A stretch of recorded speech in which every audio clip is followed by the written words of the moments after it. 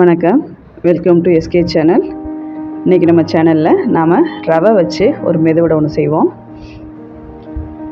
இந்த ரவை மெதுவடை நல்லா சாஃப்டியாக, நல்ல டேஸ்டியாக, நல்ல ஸ்மெல்லோட நல்லா இருக்குது.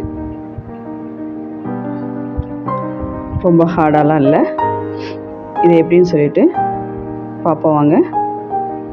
அதுக்கு ஒரு பாத்திரத்தை அடுப்பில் வச்சுட்டு நம்ம 2 கிளாஸ் தண்ணி எடுத்துப்போம். இந்த டம்ளரோட அளவு தான் எடுக்கிறோம். ஒரு டம்ளர் ரவை எடுத்துட்டோம்னா 2 டம்ளர் வந்து தண்ணி சேர்த்துக்கணும். இந்த வடையோட பக்குவமே அதான்.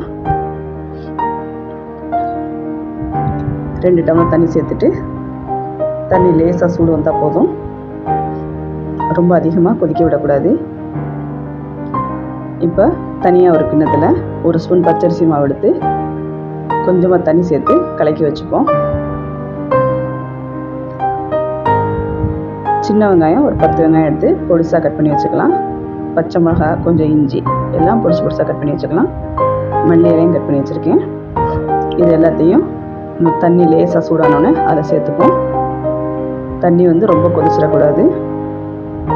கொதி வந்துருச்சுன்னு சொன்னால் வெங்காயம்லாம் வெந்தது போல் ஆகிடும். இப்போ 1/2 ஸ்பூன் உப்பு சேர்த்துப்போம். தண்ணி லேசாக சுட்டுருச்சு. இந்த டைமில் ரவையை உள்ளே சேர்த்துப்போம். ரவை வந்து கைவிடாமல் கிளறணும், இல்லைன்னா சட்டுன்னு கட்டிப்பட்டு போயிடும். இப்போ கரைச்சி வச்சுருக்க பச்சரிசி மாவை சேர்த்துப்போம்.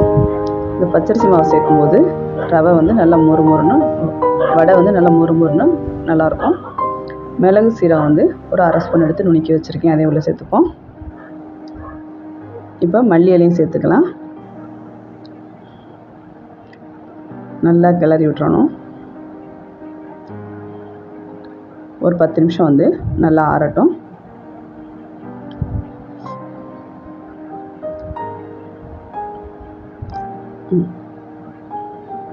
நம்ம கை வச்சு கிண்டக்கூடிய அளவுக்கு சூடு இருந்தால் போதும்.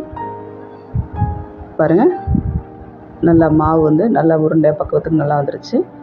இந்த மாதிரி உருட்டை வரணும். இப்போ ஒரு பாத்திரத்தில் எண்ணெய் காய வச்சுட்டு எப்பவும் போல் வடையை தட்டி போட்டு எடுத்துருவோம்.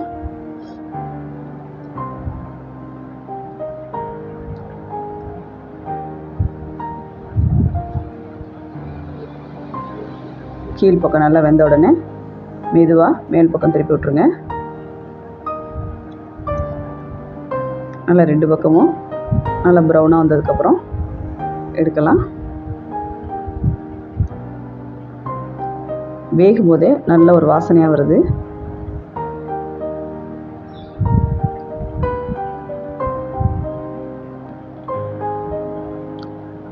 வேலையும் வந்து சட்டுன்னு முடிஞ்சிருது.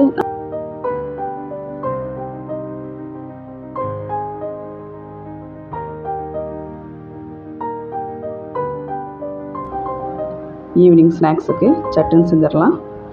நல்லா 2 பக்கமும் நல்லா கோல்டன் கலரில் வந்துருச்சு. இப்போ எடுத்துக்கலாம். இதே போல் எல்லா மாவையுமே தட்டி போட்டு எடுத்துருங்க. பாருங்கள்,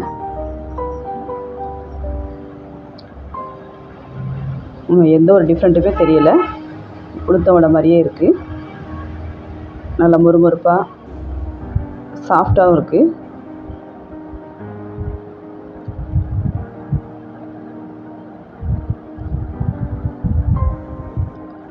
நீங்களும் இதே போல் டிஃப்ரெண்ட்டான வெரைட்டியில் மெதுவடை செஞ்சு பாருங்கள்.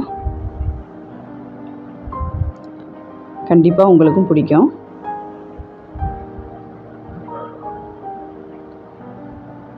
உள்ளேயுமே நல்லா வெந்திருக்கு. ஹார்டாலாம் இல்லை, நல்லா சாஃப்டாகவே இருக்குது. எப்படி இருக்குதுன்னு சொல்லிவிட்டு கமெண்ட்ஸில் சொல்லுங்கள். நம்ம சேனலை லைக் பண்ணுங்கள், ஷேர் பண்ணுங்கள். பக்கத்தில் இருக்கக்கூடிய பெல் ஐக்கானை கிளிக் பண்ணுங்கள். அப்போ தான் நம்ம போடக்கூடிய வீடியோ அத்தனையும் உடனே கிடைக்கும்.